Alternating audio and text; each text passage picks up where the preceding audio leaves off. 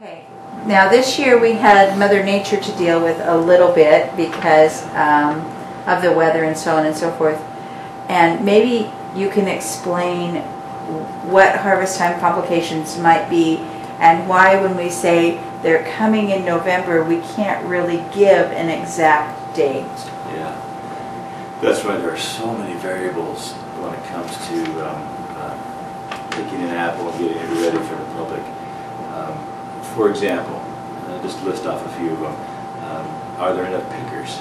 Sometimes there's a high demand during that harvest time. There's a high demand for pickers, and a farmer may need 50 pickers, but he can only get 30. So that puts his picking schedule behind because he doesn't have quite the manpower to pick. Weather-related conditions at harvest time. For example, if it's raining, you know, or you can find sometimes it might even snow if you're picking Fuji's in November. So you'll find that there are weather conditions, and that comes into play, which most people may not be aware of. But there are conditions that we fight in the orchard. For example, sunburn, that play havoc with us. And sunburn is when that apple has a blemish because the sun is baking one side of the apple, and so we want to try to minimize that or control that so it doesn't happen. And as a result, we've tried to micromanage, if you will, the environment of that apple growing on the tree or in the orchard. And one of the things that we've come up with is overhead cooling.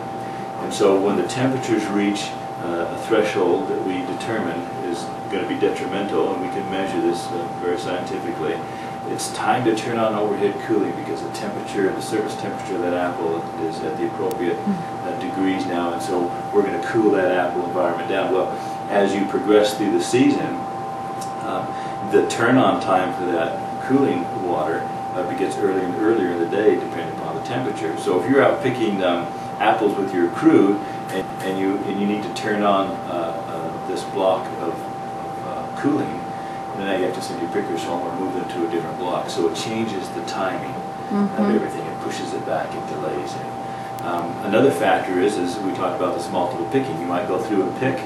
You think you got your orchard picked, but now that was just the first picking. Now you got to go back and pick it a second time or a third time. So all of that delays, you know, the picking scheduling. You have this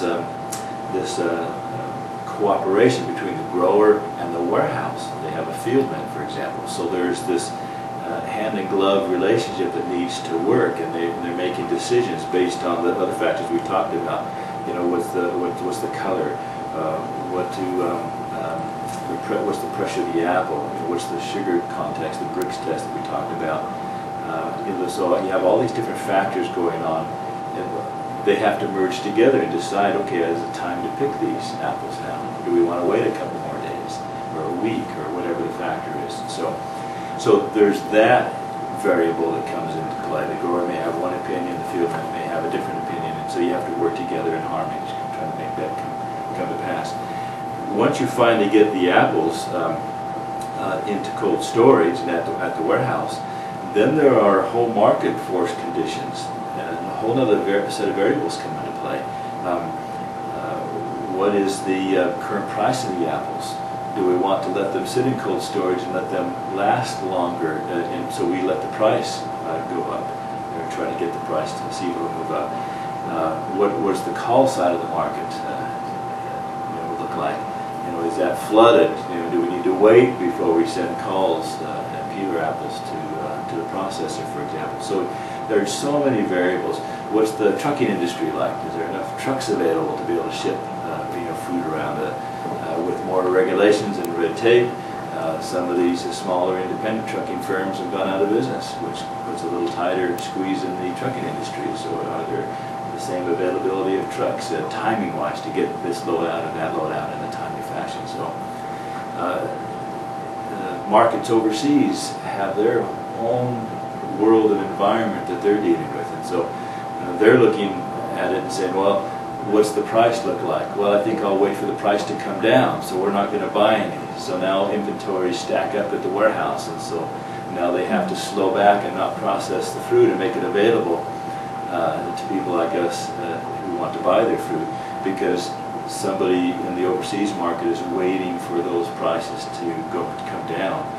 So there are so many variables like that that come into play, and those are some of the frustrations that we have on our end, trying to micromanage those and play with those and try to make available to our customers what they need in a timely fashion. It's almost impossible to get it down to an exact date sometimes in terms of all those variables you have to deal with. And then you have the regulatory side with the Department of Agriculture and what you can produce. You talked about culled apples as opposed to unculled apples. Right. Maybe we need a little bit of explanation of that. What's the difference between the apples that we see in the store and the ones that we're receiving here at the Children's Justice Center to use as part of the fundraiser? Well, it's a great question. There's actually a whole scenario that comes into play there, and when you look at a cull apple versus what meets grade, there is a U.S. grade as a minimum standard that's used in the United States, and that grade standard is a baseline basically for the food that's grown in the country.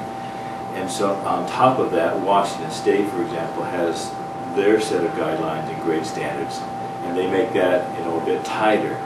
But you have that range that you work within. For example, if a cull apple then doesn't meet that minimum grade, and that could be for blemishes on an apple, it could be for color deficiencies, it could be for size, it could be for a multitude of pressure. We talked about pressure testing the apple. So it's very interesting that there are so many factors that go into that. So, but there is that standard, and what apple does not fit that standard drops out and becomes a cull or a peeler. A peeler apple is good for applesauce and whatnot. A cull, you make juice, which is turned into, of course, apple juice. So, using that grade standard, does that mean then that what's a peeler or a cull is not a good apple anymore? No, because as I said, the grade standards have come up and they've tightened, and so you'll find that apples, for example, that have been hailed on, and they may have a ding, that would be unacceptable if it meets or falls out of that classification as far as the minimum standard. And so if it becomes, if it falls out and now it becomes a cull, does that mean because it has a hail ding in it that it's not a good apple for you and I to eat? Oh, it's a great apple for us to eat. But just because it has that ding, it just doesn't have the sex appeal to it, the eye appeal that you may want, and that buyers, would feel like they would want. Obviously, there are certain conditions where they want a perfect apple because they're going to put that in the center of their table and cut that up, and that becomes a main part of the deal. But in most part, having those apples also available is not a bad thing, because they're certainly good. A lot of people can apples, they dehydrate apples, they make applesauce out of it, and are those apples not good? Well, of course not. They're great apples, and so working with that whole range is something that we do. So we work with the very best down to the low end, as long as it still meets our grade qualifications. Well, we've certainly had a good experience with the Fuji apples that we've received here, and honestly, there was an occasional apple that might have a little ding, but we, absolutely eatable, absolutely cookable, absolutely all of those things. And they ranged in size. Sometimes we got more on the larger side rather than the smaller side, and many commented on how that was helpful to them when they were canning or making apple pie or whatever else. And that the eatability of these apples was fabulous. Now, we've gotten the Fujis. There are other varieties that you do grow. Can you tell us about the varieties that you grow? There's a multiple, there's a lot of varieties out there. There's just thousands, basically. And in the state of Washington, of course, that's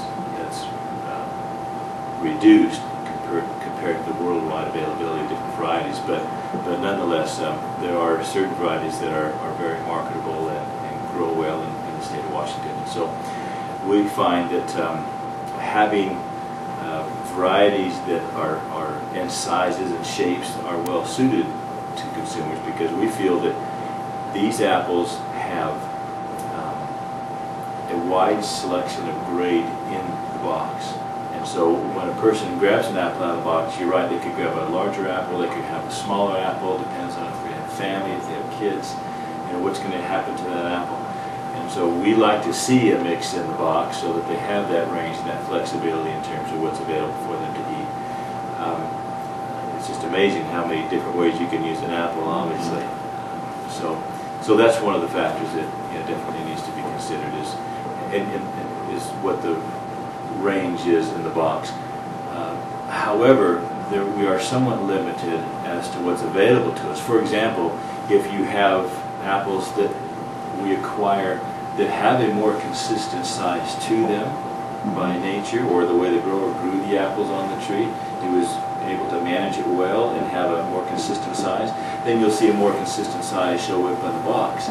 If there's a lot of flexibility that grower used in his fruit production, then you'll see that show up in the box. We'll have a little more range of size and color in the box because that's what the grower produced. And we wanted to make sure and get everything that was available and have that size and grade fluctuation in the box just for that very reason, because we wanted to have people have a good eating experience. And oftentimes having the biggest apples around isn't always the best. You want to have that mix, so that's good. So when the apples come to you, and I've heard you talk about them coming to the shed to be sorted, I don't know if people are thinking that they're sorted by machines, or if they're thinking of Lucy and Ethel in the candy factory and they're being done by hand. But I know that your son-in-law Jameson has told me before about, you were up there bending over sorting the things out. Will you talk a little bit about how the apples are sorted? When a grower picks his apples, they're shipped to a warehouse, and in the warehouse they have processing equipment as well. So they're storing the apples, and then they're going to take them out of storage and run them across a packing line. And when they are run across the packing line, they're washed and they're cleaned, and in most cases they're waxed, and then after that they're sorted, and they're sorted from a couple of different methods. One is by hand, and another is mechanically. So there are color scanners, for example, so they can look at the scanner electronically, can look at the image of this apple multiple times, and it can gauge the color of it. And so it will drop it into a particular packing lane by color. It also goes across the scale, and it's weighed, and we have a scale that says, or a guide or a gauge that says, okay, because it weighs this much, it is equal to this size apple.